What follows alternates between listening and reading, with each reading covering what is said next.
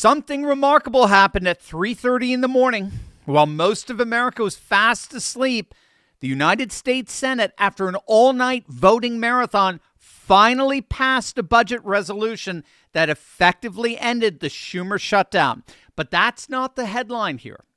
The headline is the way the Republicans just passed this funding bill, because it may be the most important political development of 2026. Stick them to the very end of this video, because we're about to see exactly how the SAVE Act gets passed and why the Democrats, after everything they've just put this country through, have almost no power left to stop it.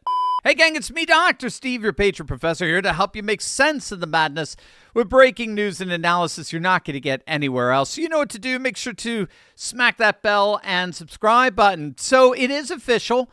At 3:30 a.m. Thursday morning, the Senate passed a budget resolution which finally ends the DHS, the Department of Homeland Security's partial shutdown that's been dragging on since mid-February thanks to Chuck Schumer and the demon Democrats. And it simultaneously unlocks the reconciliation pathway for a full $70 billion funding package for ICE and Customs and Border Protection. The vote came at the tail end of an all-night vote-a-rama, the Senate's term for a marathon session where members can offer unlimited amendments in rapid succession before a final vote on a budget resolution. The House still needs to pass the final reconciliation bill. Trump has set a June 1st deadline for that to happen, which it almost certainly will. And with this, we are seeing the quiet but very definite end to the disastrous Schumer shutdown, which has been, frankly, a political catastrophe for the Democrats. You, of course, remember the fallout from the Democrats' refusal to fund TSA agents in retaliation for ICE agents deporting their future voters. Remember, ICE funding got front-loaded, so they're funded all the way to 2029. So the Democrats couldn't defund ICE. So what they did is they took it out on TSA and travelers all across the country. They were forced to wait in airport security lines for upwards of 3 to 4, even 5 hours. It was only resolved when President Trump signed an executive order deploying ICE agents, the very agents that the Democrats were retaliating against. He sent them to our nation's airports to help lighten the load so that travelers could get to their destinations with the least amount of hassle and impediment as possible. As it turns out, once Democrats realized that Trump took away their leverage, their only leverage of travel pain that they thought they could effectively blame the Republicans for, Schumer and his fellow leftist ilk recognized there was absolutely there was just no point to continuing with this disastrous shutdown, especially given the Democrats' own polling of late. Congressional Democrats are consistently polling at their lowest level ever.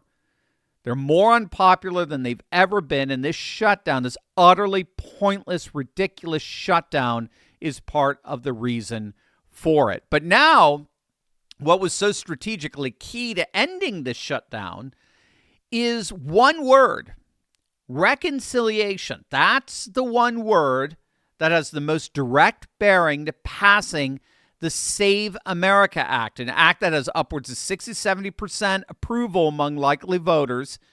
Now, for those who are new to this, reconciliation is a special Senate procedure that allows legislation with a direct budgetary impact. That's key. Legislation with a direct budgetary impact is able to be passed with a simple majority, 50 votes, bypassing the 60 votes normally needed to overcome a filibuster. It's the same process Republicans used to pass the big, beautiful bill. It's the same process Democrats used to pass that monstrosity we call Obamacare. And it is, at this moment in history, the most powerful legislative weapon in the Republican arsenal. Thursday morning's vote, their 50-48 vote, was the first step in that reconciliation process, a budget resolution that unlocks $70 billion for ICE and CBP and sets the stage for a full reconciliation bill that can pass the Senate with a simple majority, bypassing the Democrat filibuster entirely. And here's why that matters enormously for the SAVE Act. The SAVE Act, again, if you don't know, it's the Safeguard American Voter Eligibility Act. It's Donald Trump's number one legislative priority of the year. It passed the House 2018 to 2013. It requires proof of citizenship to vote, and it mandates photo ID at the polls. It's common sense election integrity legislation that polls show north of 70% support with the American public, including majorities of Hispanic voters and black voters. And it's been blocked repeatedly in the Senate by the Democrat filibuster, which requires 60 votes for final passage, votes Republicans simply don't have. But the Trump administration has been working on a workaround. Secretary of Homeland Security Mark Wayne Mullen, just hours after being sworn in, told the Daily Signal directly that the White House wants to move the SAVE Act through reconciliation. So if the Senate isn't going to gut the filibuster, if the Republicans aren't going to gut the filibuster, then the second best option is passing the Save America Act as a budgetary act. So the only question is, what's the possibility of that happening? Given that the Save America Act is not directly a budgetary issue, how exactly are they going to pass it through a reconciliation process specific to budgetary issues? That's exactly what we're about to find out, and the resolution to that is going to blow your mind. Did you know that about 1 in 5 Americans live with chronic pain that won't go away? For many, the advice is always the same. Manage the symptoms with pills, injections, or quick fixes instead of addressing what's actually causing the pain. And the daily cost of pain isn't just physical. It affects your mobility, your work, your energy, your overall joy. Over time, it quietly limits how you live.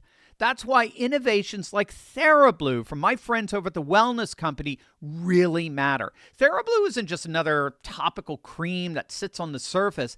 It's a next-generation peptide gel designed to work at the cellular level, where inflammation and tissue stress actually begin.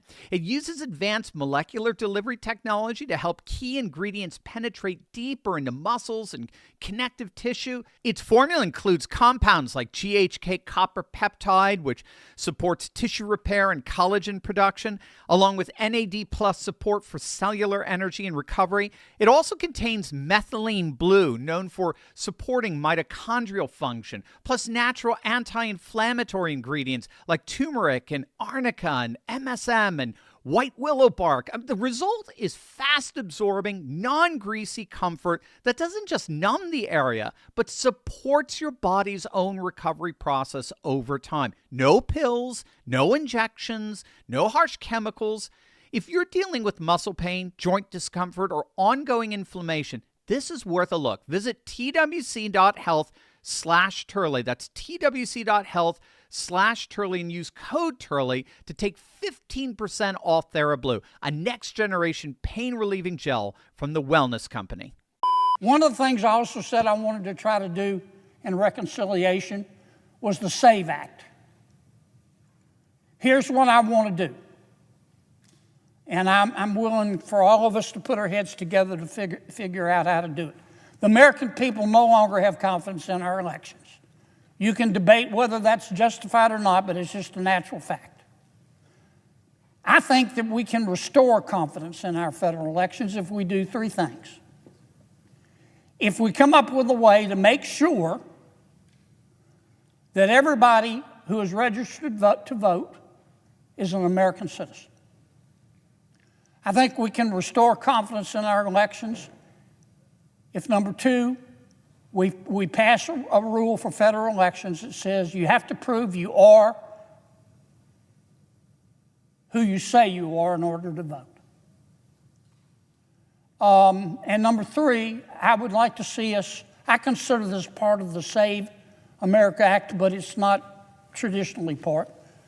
I think we ought to go back to having an election day and not an election month. That's the great Louisiana Senator John Kennedy. He's going to get his wish, certainly for that Third thing there, it looks like the Supreme Court is going to enforce all votes nationally have to be in by Election Day. No more of these election weeks and months going on and on and on. But what about the other two? What about voter ID and proof of citizenship? Well, here's the honest complexity to that. I'm going to give it to you straight. The traditional interpretation of the reconciliation rules, or specifically the so-called Byrd Rule, says that provisions must have a direct and primary budgetary impact to qualify for reconciliation vote for a simple majority. A pure voter ID mandate could be ruled out of order by the Senate parliamentarian on the grounds that it's a policy issue, not a budget issue. The parliamentarian struck down several provisions in Biden's reconciliation bills on exactly those grounds. Now, this is where House Administration Chair Brian Steele has been circulating a menu of election provisions specifically designed to survive the Byrd Rule. And it is creative, it is serious, and it is potentially very, very effective. This is really interesting. What he's basically proposing is that rather than sort of pass a bill that defines what states are required to do, instead pass a bill that severely penalizes states for refusing to enforce voter ID and proof of citizenship. So those states, through this bill, would lose their federal, what's called HAVA funds. So that's Help America Vote Act dollars that flow from Washington to help states administer elections. That's a direct budgetary mechanism. States would lose tons of money if they fail to implement what that budgetary mechanism requires, which is enforcing voter ID and proof of citizenship. And then you make that funding contingent as well on post-election auditing requirements backed by financial incentives and penalties. In other words, you can't mandate voter ID through reconciliation directly, but you most certainly can go ahead and mandate the financially ruinous consequences for any state refusing to implement it. And that's nearly the same thing. Do you see? It's the same thing from two different vantage points. So if you can't mandate the SAVE Act through reconciliation, the requirements themselves, you can certainly mandate the ruinous financial consequences for failing to enforce it, to enforce those requirements. So the requirements come subtly in through mandating the consequences. It's all a matter of how you work out the requirements from the standpoint of parliamentarian requirements. And according to Politico, 3 people familiar with what's going on behind the scenes between Senate Republicans and the Trump White House said that the most likely outcome of the upcoming reconciliation bill, again, we're talking just days from now, is adding money for ballot security measures and incentivizing states to enact voter ID requirements. It's not the full SAVE Act, but this is the key. It's the core of the SAVE Act. And it gets to the same destination through a door the Democrats are simply powerless to lock. So bottom line here, the Senate parliamentarian is going to be the key gatekeeper. And her rulings are genuinely, as I understand it, unpredictable. Trump has floated the idea of overruling the parliamentarian by a simple majority vote. But, given the amount of rhinos we have and squishy Republicans, not only is that unprecedented, but most Senate Republicans, they're just not there. Okay, they're the House of the Lords, and they're just not with that. But the pressure is building on them because the political logic is ironclad. Democrats who spent 2 months shutting down airports to protect illegal migrants from deportation, and Republicans want to make sure those same illegal migrants can't vote. So it's a winning argument at every kitchen table in America. Again, we're talking 78% support. The Democrats have played this entire game very, very badly. They chose the wrong hill, TSA funding, ICE funding, and they held it for 2 months and then abandoned it at 3:30 in the morning without a single concession. They went into this fight with a massive polling deficit, and they came out of the fight with an even deeper deficit. And now the reconciliation door is open, right? The same door they used to pass their own agenda for years, and Republicans are walking through it with $70 billion for ICE and the SAVE Act provisions right behind it. Chuck Schumer called ICE and Border Patrol agencies that nobody respects. Donald Trump just funded them for the next 3 years, and now the SAVE Act is next in line. A SAVE Act where instead of mandating the requirements, you mandate the budgetary consequences for failing to enforce those requirements. It's a way around the budgetary requirements, the provisions that are necessary, but you're getting to the same core, to the same heart, and that is making sure that every state enforces voter ID and citizenship requirements. So what do you guys think? Let me know in the comments section below. Is this it? Is this the way we're finally going to get the SAVE Act, or at least the core of SAVE Act passed? Let me know in the comments below. And as always, make sure to smack that bell and subscribe button for breaking news and analysis you're not going to get anywhere else. Love you guys. God bless.